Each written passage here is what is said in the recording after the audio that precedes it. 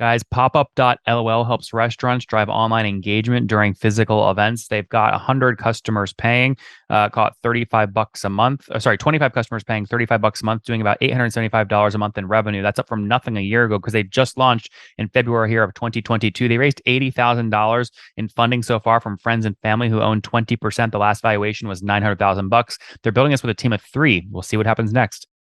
Hey, folks, my guest today is Francesco Teodori. He's the co-founder of Pop-Up SRL, an innovative startup engagement providing innovative solutions to the entertainment and hospitality industry. It's effectively social media, a social menu for nightlife at popup.lol. Francesco, are you ready to take us to the top? Yeah. All right.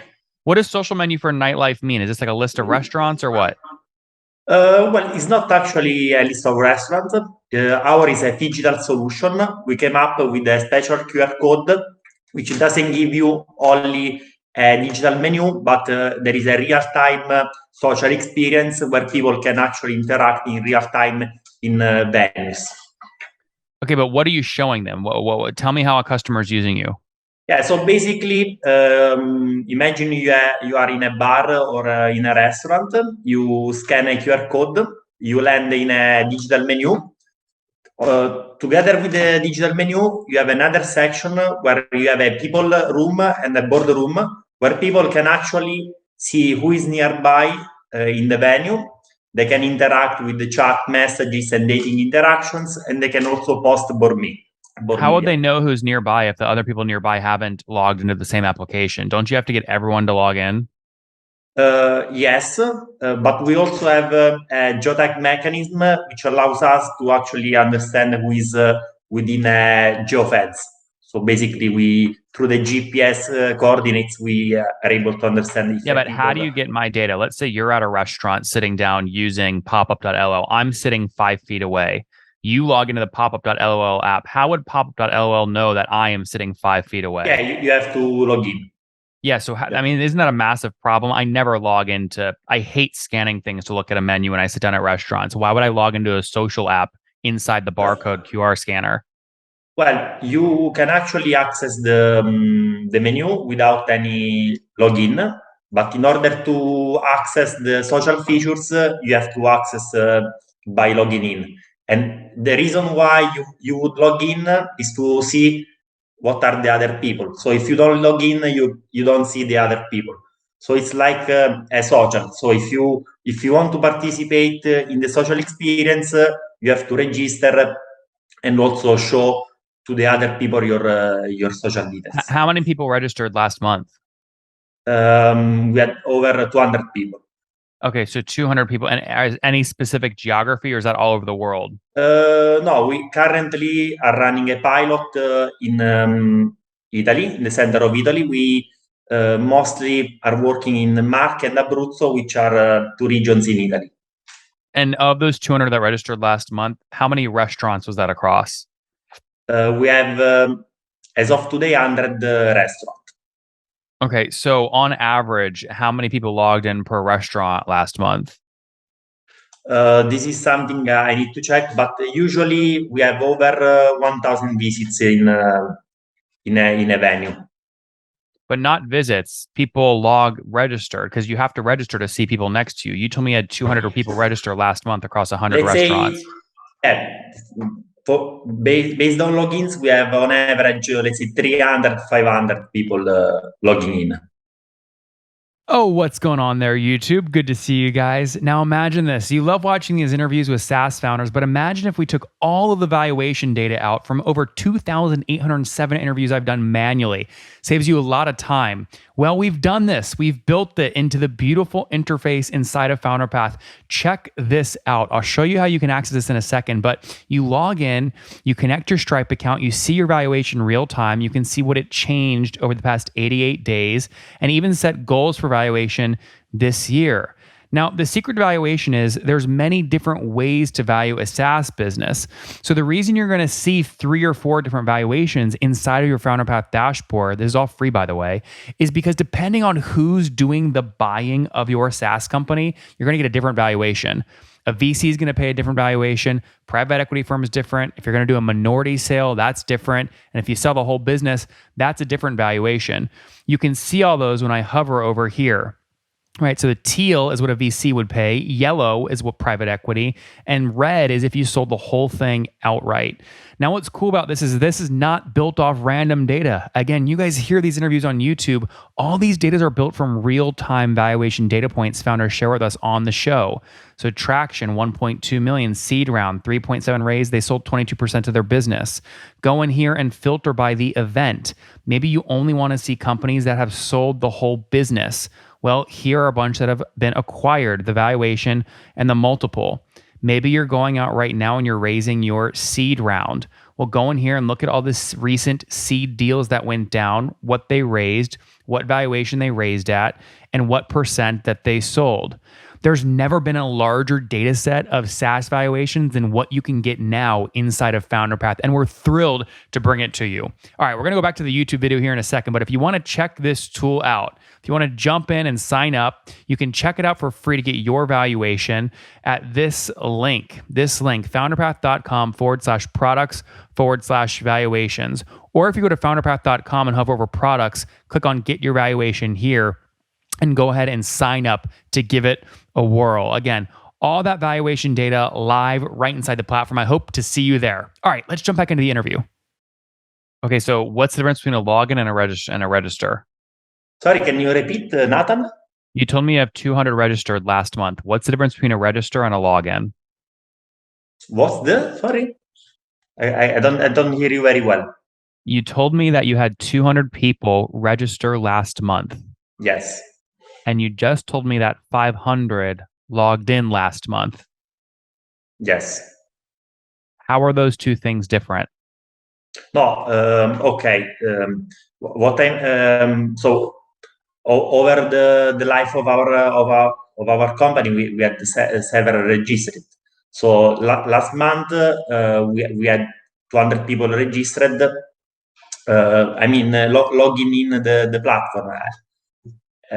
So 200 people were registered. The 500 were those logging in who actually accessed the social menus. Understood. So the 500 logins came from people that may have registered months ago.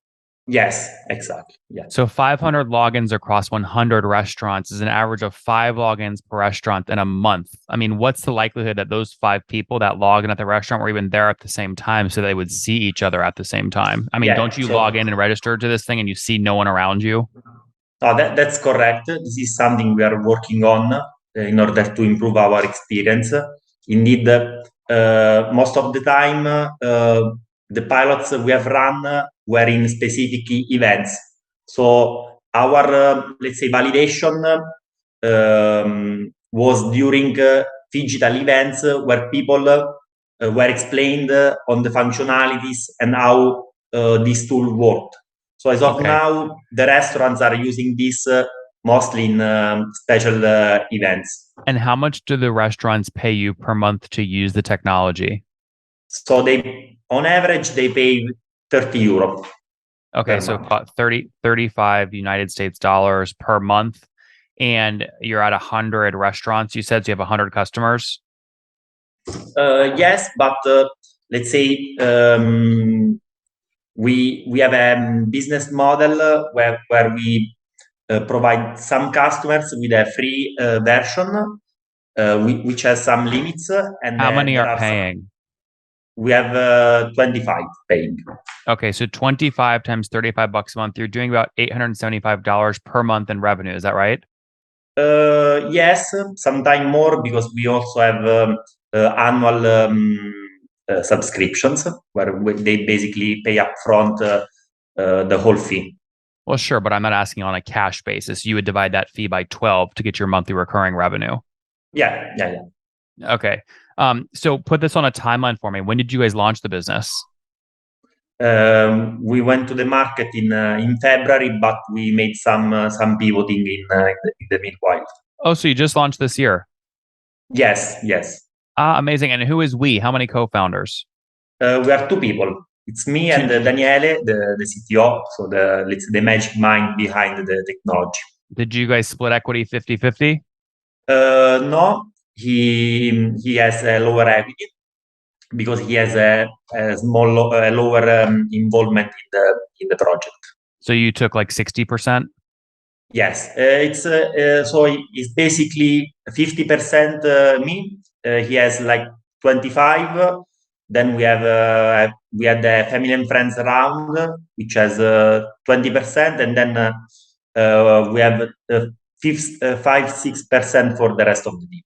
That makes sense. How much did you raise in the friends and family round? As of today, we raised 80K.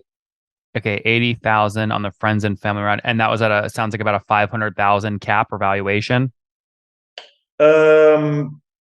At that time, so the latest valuation is 900,000. So Yeah, but because we have, if you told me friends and family own 20% of the company, right? yes, And they put in but 80K, right? yeah, but we have split this into smaller rounds where we I see. basically increase the valuation. I see. I see. Okay, very cool. Tell me how you're going to grow, right? So, I mean, this strikes me as a very, very hard problem to get everyone in a restaurant to register for this because you have to have other people on the platform at the same time in the same spot to get network effects and make the app useful. Yeah, so actually we are so first of all we are improving our user experience. So we are making it really really easy to register and to understand how our solution works. And we have seen that there are several organic registrations. So without any marketing, people by themselves just register on the social menu because they are curious of our social features. And second, we are trying to raise new capital in order to go like bold on this through events and mass Why do you have to raise more marketing. money? Do you have any money left in the bank? We yes, but we require more money to go bold. Okay, fair enough. And how many folks are full time on the team today? Sorry, can you repeat, Nathan? How many folks are full time at the team today? Employees. Full time, we have 2 people, and we have 3 people part time. So let's say three people full time. Yep. Very cool. Well, Francesco, we're rooting for you, but we're out of time today. Let's wrap up with the famous five. Number one, what's your favorite book? My favorite book it's The Lord of Rings. Number two, is there a CEO you're following or studying? Surely it's Elon Musk. Number three, what's your favorite online tool for building pop-up? I would say Figma. Number four, how many hours of sleep are you getting every month? How many hours of Sleep. sleep? It's I would say 5. Okay. And what's your situation? Married, single, kids? Single. Okay. And how old are you? I'm 30. Last question. What's something you wish you knew when you were 20 years old? Well, better understanding on what means studying and what means being an entrepreneur. Maybe I would have started being an entrepreneur before. Guys, popup.lol helps restaurants drive online engagement during physical events. They've got 100 customers paying, call it $35 a month. Sorry, 25 customers paying $35 a month, doing about $875 a month in revenue. That's up from nothing a year ago because they just launched in February here of 2022. They raised $80,000 in funding so far from friends and family who own 20%. The last valuation was $900,000. They're building this with a team of 3. We'll see what happens next. Francesco, thanks for taking us to the top. Thank you a lot, Nathan. See you. One more thing before you go. We have a brand new show every Thursday at 1 p.m. Central. It's called Shark Tank for SaaS. We call it Deal or Bust. One founder comes on, 3 hungry buyers. They try and do a deal live, and the founder shares back-end dashboards, their expenses, their revenue, ARPU, CAC, LTV, you name it, they share it. And the buyers try and make a deal live. It is fun to watch every Thursday, 1 p.m. Central. Additionally, remember, these recorded founder interviews go live. We release them here on YouTube every day at 2 p.m. Central. To make sure you don't miss any of that, make sure you click the subscribe button below here on YouTube, the big red button, and then click the little bell notification to make sure you get notifications when we do go live. I wouldn't want you to miss breaking news in the SaaS world, whether it's an acquisition, a big fundraise, a big sale, a big profitability statement, or something else. I don't want you to miss it. Additionally, if you want to take this conversation deeper and further, we have by far the largest private Slack community for B2B SaaS founders. You want to get in there. We've probably talked about your tool if you're running a company, or your firm if you're investing. You can go in there and quickly search and see what people are saying. Sign up for that at nathanlatka.com/Slack. In the meantime, I'm hanging out with you here on YouTube. I'll be in the comments for the next 30 minutes. Feel free to let me know what you thought about this episode. And if you enjoyed it, click the thumbs up. We get a lot of haters that are mad at how aggressive I am on these shows, but I do it so that we can all learn. We have to counter those people. We got to push them away. Click the thumbs up below to counter them, and know that I appreciate your guys' support. All right, I'll be in the comments. See ya.